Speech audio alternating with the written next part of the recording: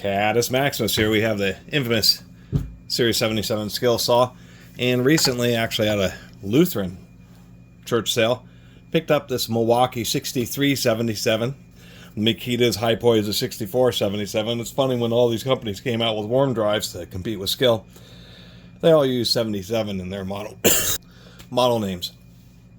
This is an early, between 1984 and 1987. You can look up on Milwaukee's website and via the serial number series get a general idea of your year range. It doesn't actually have Milwaukee embossed on it. Milwaukee actually came out with these in 1981. Just a metal sticker, silk screened. It was like almost Milwaukee was embarrassed by it. Moral of the story, even though the Milwaukee, I believe, was the first of the worm drives with a 15 amp motor, just wasn't a SkilSaw. SkilSaws were just really, really refined. By the time they came out with the square body ones, they already had decades and decades. I mean, the SkilSaw was patented in 1923 and started, I think, commercial sales in 1925. This happens to be a contemporary Type 15, and this is a true Super Duty, or this is heavy duty, and that's about right. Things that are, good. It's 4,400 RPM, once again 15 amps, has a ton of torque. Actually, the build quality has, Milwaukee tried to make this their own and not just directly copy Skill, but unfortunately it was a step backwards in so many areas. For instance, the fasteners like the blade bolt and the drain plug is drain and fill 9/16 instead of ½ inch, which is just a little bit annoying. Yeah, it's a bigger fastener head, but it just isn't essentially a standard ½ inch. I had to do some work. I only paid 15 bucks as a saw, and it actually doesn't have that many hours, but it has a surprising amount of damage. Like this, the blade guard lever was missing, the screw was broken off, so I had to re-drill it, and this is actually from a SkilSaw. The top handle was actually broke, and I just drilled it out. The head of that screw broke off, but it still has threads through both sides. So I had to pin it to fix this side handle. Only held in with one fastener, and the way the body's designed, there's a really long stem. So if this handle really just isn't very beat up, but it was still more than enough to cause it to break just because there's so much leverage of this longer flexible section. Skill's been aware of that for a long time, and on both sides of the handle, both the inside and the outside, they use two screws. On these old square bodies, since it was a square body, the handle could be mounted up, and so it's actually this portion of this handle is shorter, plus they made it really wide, so it tapers down and gets really thick, because a lot of SkilSaw handles have been broken, so that's why Skill really made this, to try to prevent it from breaking, really, really thick with dual fasteners, or 4 fasteners in total. Plus it has a little elliptical shape, which is, the standard shape, really comfortable. The Milwaukee's a little squared off. They have these odd recesses, which sometimes can kind of pinch. Just don't like this top handle design. One thing I will say is this big, thick power cord, nearly the size of my thumb. This is actually the factory power cord. It was just insane. Opening it up, it looks, I believe this is the factory power cord. The strain relief, it was one piece molded, and it seems like something Milwaukee would do. I mean, a lot of the motor's really good. It has these interesting kind of like cartridge style brush holders, and so I guess the idea was, I don't think I've seen really a design like this in a lot of tools. I think they stopped using it because too many people were pulling out this screw and pulling out the whole brush guide assembly. But brushes tend to be the things that really overheat the worst and can get stuck when it warps, and so this was just a design where you could easily change the brushes, or if you overheated it, that you could just pop in and out a new assembly, but you still had to take the motor out in order to disconnect and reconnect the wires. Getting on the other things here, it might be easier if I turn it upside down here. As you can see, they're really, this side of the shoe is actually really pretty straight. but there is like a 1/16 of an inch of clearance. And looking on forums, it's one of the complaints, is that for some reason they have this cutout here, which is like to get a wrench by it or something. It's a really thin piece of metal. This thing always gets bent inwards and starts binding against the guard. That was a big complaint. This shoe is actually a lot larger than what it is on the SkilSaws. But the SkilSaw, I forget, but there's a reason why its shoe is actually a particular width. Nonetheless, these are difficult to compare because they are both heavy. Even though this has a nylon body, it probably weighs the same as this old aluminum body version. But if we take a look and compare to my finger the thickness of the steel on this shoe versus the thickness of the steel on this shoe is actually made out of thinner metal. And they did this weird thing where they have like this two-piece design where it has like this little foot to try to support the base, but that means that there's just this thin web, and you can see that on camera. This whole section back here is just bent inwards. This is reminiscent of the old first generation American-made magnesium or Mag 77 SkilSaws, where they just had a sheet metal aluminum base plate that was always bending. This is a big heavy steel one, probably weighs the same as the Skill, but it's made out of thinner metal. And this Milwaukee had some ill-fated design here, which I don't understand. They should have just made it to where the foot just sits flat against the gearbox. You're kind of far away. Flat against the gearbox, then they could have been one flat piece of steel, which would have made this back end more rigid. Instead, it's just this web with this like tack welded piece. It's like a totally ill-fated design. I mean, it has a lot of ventilation. It has big vents here and vents over there to try to blow sawdust out from around the blade area, but from behind the blade to basically keep sawdust from building up too much. Unfortunately, with their front gearbox design here, this is actually a seal. That's why it has 4 screws. So it's an oil-filled gearbox, and this is a little bit ill-fated because this whole top cover is all kind of integrated. So if it gets dropped and this gets broken, it has a potential to crack what is the front seal, and then you'll get leaking. We can see vents out the top, but there is no kind of guide, nothing that actually is going to blow sawdust away from the cut line when you're working, which explains why they have such huge notches, because that's basically all you're going to be able to see when you're cutting with this, because it doesn't even attempt to blow any of the sawdust away from the cut.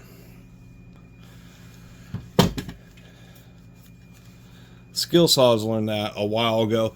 They have tons of ventilation under the gearbox, but that's what this top part is. This hood, there's big vents, and it kind of directs it right down into this area. It doesn't do a particularly great job, but it does help reduce the amount of sawdust, so you could actually look right at the edge of the blade when you're cutting, not just rely on the notch. And it seems like Milwaukee just didn't even want to attempt to have a little bit of an elegance by directing some of the air to blow away sawdust. Speaking of air, even though there's a reason that SkilSaws have this crazy ventilation, even at the edge where they have all these extra holes, is just to get a whole wall of air going around through the entire motor. Because on hot summer days, doing long rip cuts, maybe you're working with hardwoods and you're really, doing some extension cord burning cuts. That's really what prevents the motor from burning up. Now, the Milwaukee has decent ventilation, but it isn't quite on the same level. It just isn't quite as involved. And when you run this saw, it just doesn't feel like it has quite as aggressive an airflow. This has a plastic fan. It's some kind of design to, I guess, be a little bit less noisy, but the SkilSaw just uses a traditional steel fan, which is very robust, and it moves a lot of air straight through it. And really the difference between ventilation would only really show up under the most heavy-duty, worst, hottest running conditions, like full-depth cuts, really long continuous cutting operations. is where just having more even air distribution over the field and the armature is going to make the difference of one motor burning up and the other one, or one motor surviving the heavy task and the other one not. And to address like filling the oil, both of these saws are the same way, where you put them on shoe in the highest position, set them on the edge of a level surface, and you just undo the bolt and fill it up until it starts dribbling out. On a SkilSaw, they have this bolt. It actually has pretty wide threads on it. I think it's a 1/2 inch hex, but on like a 9/16 thread. So you can actually saw it's at an angle, so you can when it's sitting there on the table, it's easy to see the oil level. You can easily add oil. You can shine a flashlight in there and look both at the worm gear and at the spur gear to take a quick look at the gears. When I was talking about that front cover, Skills have just used like a seal and then a threaded in cap, which actually seems to be easier to deal with if it leaks, and seems to generally have less issues than the setup Milwaukee has with all the little screws going around. We can see like the front blade guard, they use large size screws, and of course the spindle lock. This Milwaukee is just kind of cheesy, where all the screws on the whole thing are just these little tiny ones, even on the inside holding the upper blade housing. Now there's something else that was peculiar when I was looking at the bottom, is there's always a little stop for the blade guard, but this stop, if we look, is part of the front gear case. So if this gets dropped and that gets busted off, you have to replace this. Actually, that isn't the whole front, that is the gear case. This is a cap, and there's just a bearing and a shaft seal on this side. So you drop it, you break that off, it essentially destroys the saw. It would be so expensive to replace the gearbox, and I just never really understood that. And I puzzled that for a while, is why on earth they would actually just make the upper blade guard not have it integrated just right there, instead of making it, that was like that was an engineering miss. Because of course on SkilSaws, that thing is on this huge, a big thick assembly right there. And if this breaks, it's part of the upper blade guard or upper blade housing, which is much simpler and much easier and much more common part to replace, regardless of band, but of course particularly in SkilSaw because there's so many parts. But nonetheless, that is something that I've seen broken.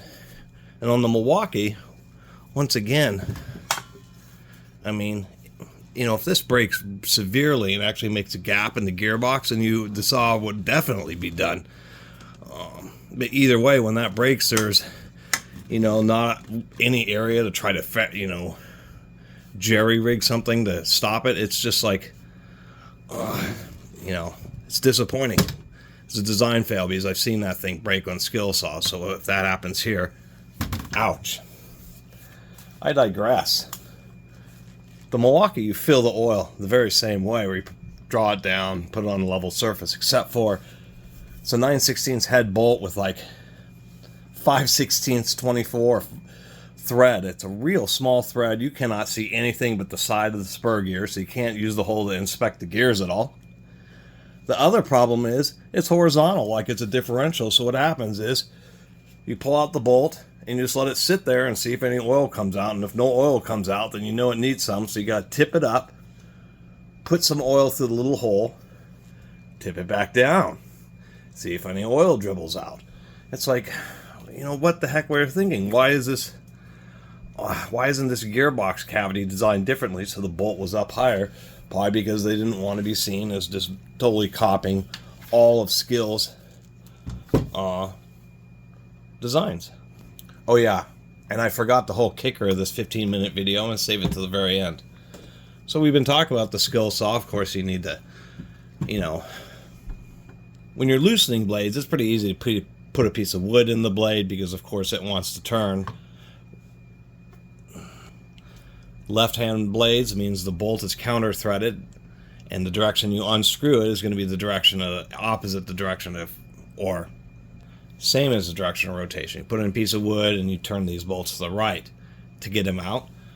When you tighten it, that's really where this comes in. Both of these are designed, they're both diamond drives, but it's a clutch system, so that if you're worried about maybe an awkward cut that's going to bind on you, you can make the bolt looser, and that way the blade will spin, or the blade will stop, and the arbor will spin, and you can let off the trigger and reduce chances of kickback. Most people just tighten them down really tight so they don't get inadvertent blade slip.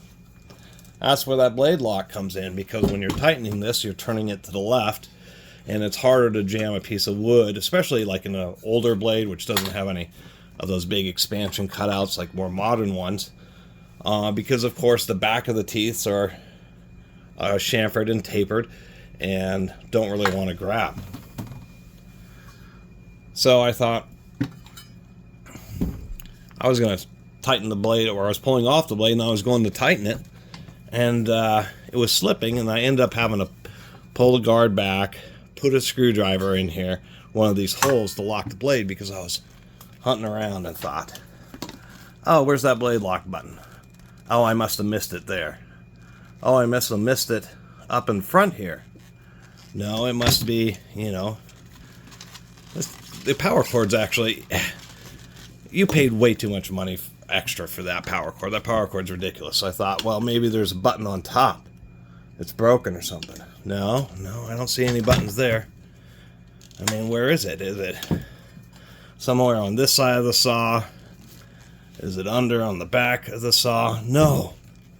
For some bloody reason, they did not put a blade lock on this saw, because apparently you can just hold the blade tight enough or well enough with your bare hands, or hope that you have pass-throughs so that, or these kind of vents and cutouts, so that you can use a screwdriver in order to keep the blade from spinning when you want to put enough torque on that lock bolt. And I thought, I think Milwaukee sold a lot of these. I think they sold like 100,000 of these. They made them through 1981 to 2006. So it's a 25-year run. And I think they came out with a new generation. But my God, I can't believe they sold this saw without a blade lock button. It's really annoying. If it gets left out in the rain a little bit like this one has, or it was certainly damp, you know, you're going to have to fiddle with trying to get things into the teeth of the blade in order to get the bolt loosened if it's ever kind of corroded or jammed or just stuck in there. Maybe somebody used the impact. Maybe they expect you to use an impact to tighten it and loosen it. I wouldn't think so in 1981 when this came out, but nonetheless, that is the absolute greatest miss or bit of short-sightedness I think I've seen in a circular saw. It's just not having that blade lock button. Like, what on earth, Milwaukee? And as I've been sitting here, and you may have kind of noticed that the SkilSaw is actually a little bit more compact. When you grab onto the trigger here, you can see that my finger is almost over the top of the motor, where the rear handle of this is actually sticks out a little bit more and isn't quite as ergonomic. So it was cool kind of finding one of these Milwaukees. The motor and the gears themselves, I'm sure will have plenty of life, although oddly enough, I looked up the parts list, and one of the other things, I mean, there's so many points where you think, God, Milwaukee, you kind of screwed the pooch on this. Big bearing in the front, but on the back of the spindle, they're using a needle bearing. They still have a Bellevue washer, or actually a wave washer, to kind of pre-tension, because part of the deal with warm drives, they have to really stay in alignment. So that's what they're doing, is they're just using one ball bearing, a washer, and then needle bearings in the back, and they should be all ball bearings all the way through, because there can be a requirement for a little bit more tolerance in needle bearings, which can potentially allow the blade just to wobble a tiny bit. And that was one of the big advantages of the SkilSaw, was dual ball bearings. They were pre-tension, absolutely no rocking back and forth of the spindle, so you could actually make pretty good cuts because the blade's held really tight. So anyway, that's the 20-minute video comparing both contemporary 80s worm drive circular saws, and how Milwaukee's entry was kind of ill-fated. And there's a lot of manufacturers made worm drive saws. But it was just, they were all playing catch up. Skill had been making these saws for like a half a century before anybody else decided they want to try to jump in the market and not let Skill just completely control the heavy duty or carpenter saw market. But it was just real difficult for them to overcome decades and decades of just raw refinement of the SkilSaw. So this Milwaukee's kind of cool, just to add one of these old school ones to my collection of worm drive saws. Seen them a few times, but they're either really beat up or somebody wants a bunch of money. Speaking of which, these things, the cheap ones, seem to go for, like, with shipping, $60, $70. But I've seen there's completed listings, sold listings on eBay for like $150 on these Milwaukee saws. Absolutely, totally not worth it. People are just doing themselves a disservice by paying that kind of money, $100, $150 for one of these Milwaukee saws. The SkilSaw will walk all over this Milwaukee all day long. I mean, they'll both do cuts pretty well, but when it comes to, you know, just overall durability and when really the tough situations, SkilSaw is what's going to really come through. Even though Milwaukee's like, here's our big saw with its 15 amp motor. Too bad it's a bear to tighten up blades and the handles want to break, and it's a pain in the arse to check the oil. I mean, God, Milwaukee. Anyway, thanks for watching.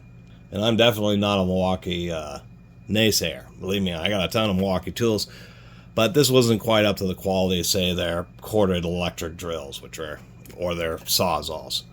Just like SkilSaw has had some pretty good reciprocating saws they made under their name over the decades, but none of them were a Milwaukee sawzall. And quite frankly, this Milwaukee worm drive framing saw is not a SkilSaw. And you can get multiple SkilSaws for the kind of prices people are trying to get. Like this one in this condition, you get $50 to $100 on eBay. That's just insane. Anyway, thanks for watching.